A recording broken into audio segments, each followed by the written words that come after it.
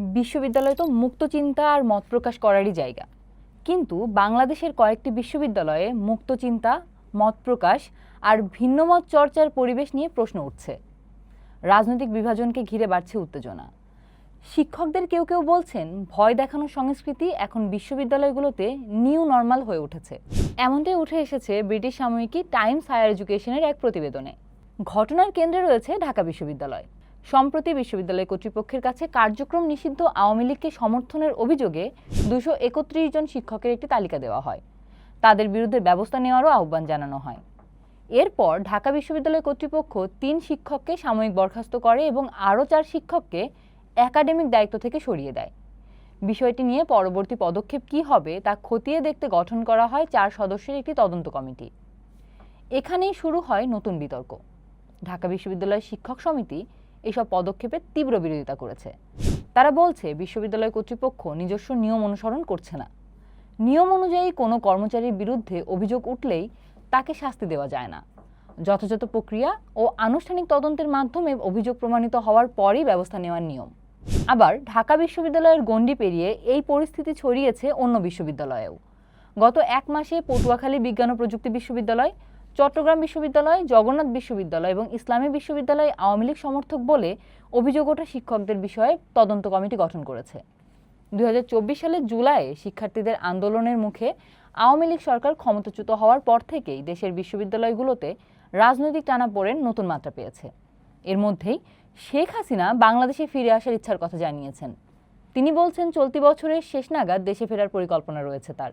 Atlantic কাউন্সিলের দক্ষিণ Asia বিষয়ক জ্যেষ্ঠ ফেলো মাইকেল কুগেলম্যান মনে করেন, বিশ্ববিদ্যালয়গুলোর সাম্প্রতিক ঘটনাগুলোকে বাংলাদেশের দীর্ঘদিনের রাজনৈতিক প্রতিদ্বন্দ্বিতার প্রেক্ষাপটে দেখতে হবে। তার ভাষায়, এটি বর্তমান ক্ষমতাসীন দল বিএনপি ও আওয়ামী লীগের মধ্যে দীর্ঘদিনের রাজনৈতিক বিরোধেরই একটি অংশ। বাংলাদেশের রাজনৈতিক ইতিহাসের দিকে তাকালে ঢাকা বিশ্ববিদ্যালয়ের ঘটনা তার কাছে একদমই অপ্রত্যাশিত নয়। তবে কুগেলম্যানের প্রশ্ন, পরিস্থিতিটি কতটা শুধু শিক্ষকদের নিজেদের উদ্যোগে তৈরি হচ্ছে। তার মতে, চলতি বছরের ফেব্রুয়ারিতে বিএনপি ক্ষমতায় আসার পর দলটি অন্তত প্রকাশ্যে প্রতিশোধমূলক রাজনীতি থেকে নিজেদেরকে দূরে রাখার চেষ্টা করেছে। নতুন প্রধানমন্ত্রী তারেক রহমান দায়িত্ব নেওয়ার সময়ও ইতিবাচক একটি বার্তা দেওয়ার চেষ্টা করেছিলেন।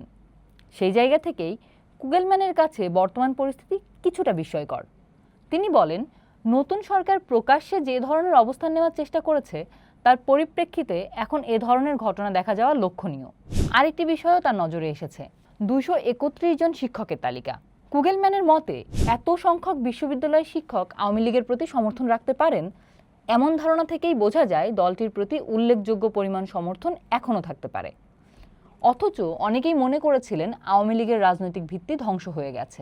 ঢাকা বিশ্ববিদ্যালয়ের একজন অধ্যাপকও বিষয়টি নিয়ে উদ্বেগ প্রকাশ করেছেন। নাম প্রকাশ না করার শর্তে তিনি টাইমস হায়ার এডুকেশনকে বলেন, 7 শিক্ষকের বিরুদ্ধে শাস্তিমূলক ব্যবস্থা এবং 231 শিক্ষকের বিস্ময়কর তালিকা প্রকাশ আসলেই অসহিষ্ণুতার বৃদ্ধির প্রমাণ। তিনি অবশ্য আরও সরাসরি অভিযোগ করেছেন। তিনি বলেন, বিশ্ববিদ্যালয়ে সরকার ও বিরোধী দল দুই পক্ষই নোংরা রাজনীতি করছে। ওই শিক্ষকের প্রশ্ন, কোনো রাজনৈতিক দলকে সমর্থন করাই যদি বেআইনি না হয়, তাহলে শুধু রাজনৈতিক অবস্থানের কারণে এসব ব্যবস্থা কিভাবে ন্যায্যতা পায়? কারো বিরুদ্ধে আইন লঙ্ঘনের প্রমাণ থাকলে যথাযথ আইনি প্রক্রিয়ায় ব্যবস্থা নেওয়া উচিত বলেও মন্তব্য করেন তিনি। তার ভাষায়, বাংলাদেশের পাবলিক বিশ্ববিদ্যালয়গুলোতে ভয় দেখানোর সংস্কৃতি এখন নিউ নর্মাল হয়ে উঠছে, আর এই পরিস্থিতি অবিলম্বে বন্ধ হওয়া দরকার। এই উদ্বেগের সঙ্গে নিজের অভিজ্ঞতাও যোগ করেছেন ঢাকা বিশ্ববিদ্যালয়ের শিক্ষক সমিতির সাধারণ সম্পাদক জিনাত হুদা। তিনিও এই 231 জনের তালিকায় রয়েছেন। জিনাত হুদার ভাষায়, শিক্ষক সমাজের মধ্যে যা ঘটছে তা খুবই ভয়াবহ।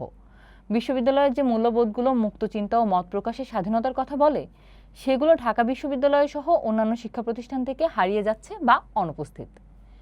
শেষ পর্যন্ত প্রশ্নটা শুধু কয়েকজন শিক্ষককে নিয়ে নয়, প্রশ্নটা বিশ্ববিদ্যালয়ের পরিবেশ নিয়েও।